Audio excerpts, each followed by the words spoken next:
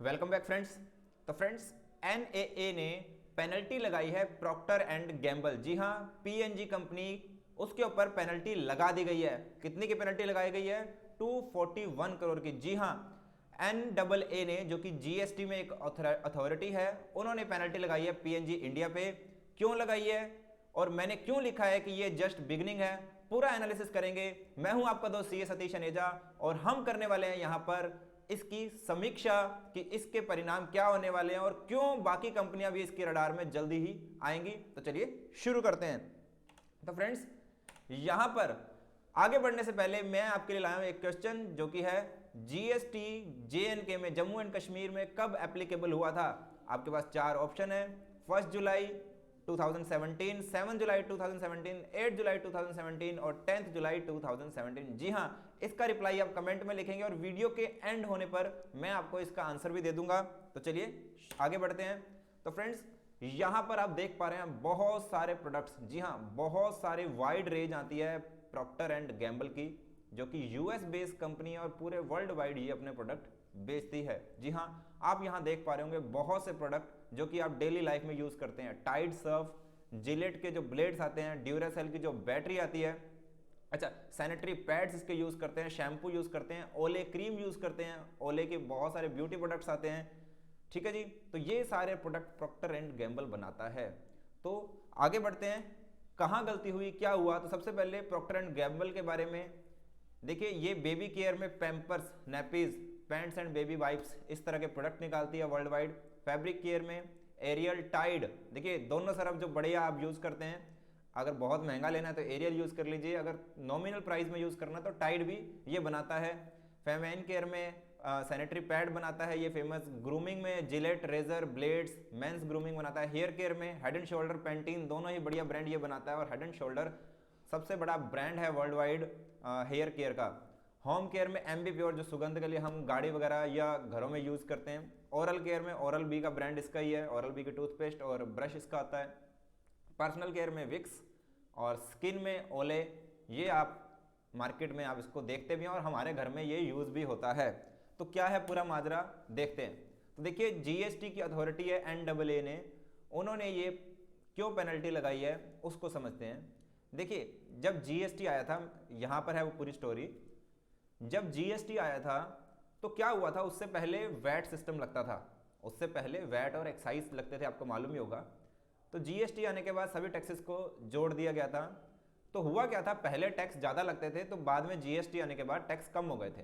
तो सरकार ने क्या कहा इनको कि आपके अब टैक्स की बचत हुई है तो इसका फ़ायदा आप कंज्यूमर को पहुंचाइए। जी हाँ, उन्होंने कहा कि अगर आपको टैक्स की बचत हो रही है तो इसका फ़ायदा कंज्यूमर को दीजिए, ना कि अपने प्रोडक्ट के प्राइस बढ़ा के फ़ायदा अपने तक रखें।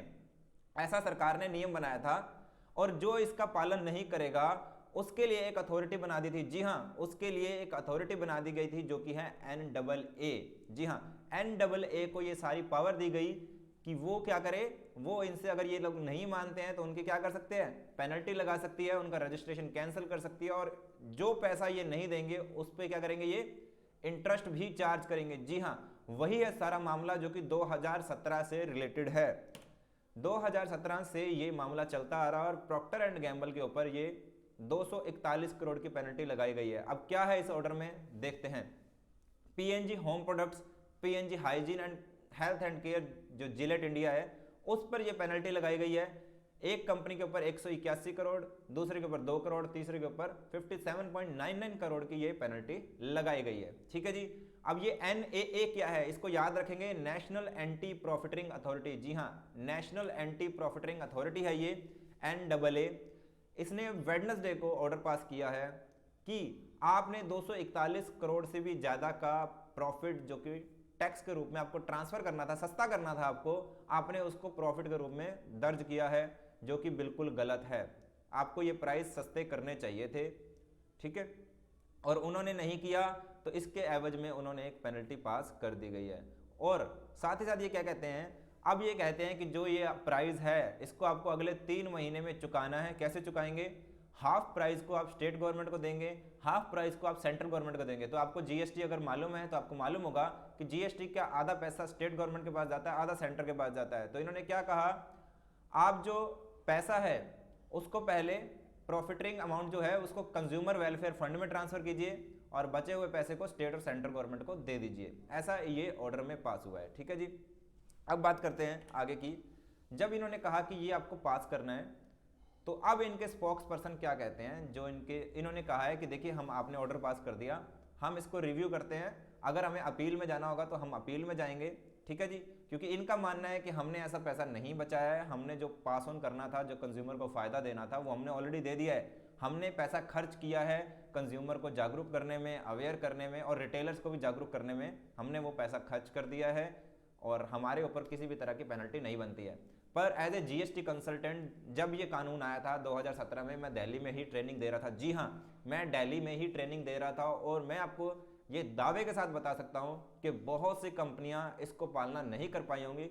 इसके पीछे रीज़न सिर्फ है क्योंकि गवर्नमेंट की क्लैरिटी नहीं थी कि इसको पास ऑन कैसे करना है। जी हाँ, क्योंकि ऐसे ही प्रॉब्लम मेडिकल इंडस्ट्री में, पेस्टिसाइड इंडस्ट्री में बहुत आई थी। उनको मालूम ही नहीं था कि किस तरह से पास ऑन करना है, ये क्या तरीका रहेगा, कैसे फ़ायदा देना है। तो उस समय ये मार्केट में प्रॉब्लम था।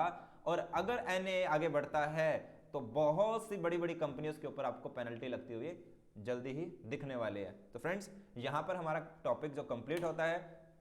अगर आपको ये वीडियो अच्छा लगता है तो आप इसको लाइक कर सकते हैं, अपने मित्रों के साथ, दोस्तों के साथ इसको शेयर कीजिए, कमेंट भी कीजिए। जी हाँ, और अगर चैनल सब्सक्राइब नहीं किया तो उसको सब्सक्राइब कर लीजिए और बेल आइकन को प्रेस करना ना भूलिए ताकि आपको सारे अपडेट्स टाइम टू टाइम मिलते रहें।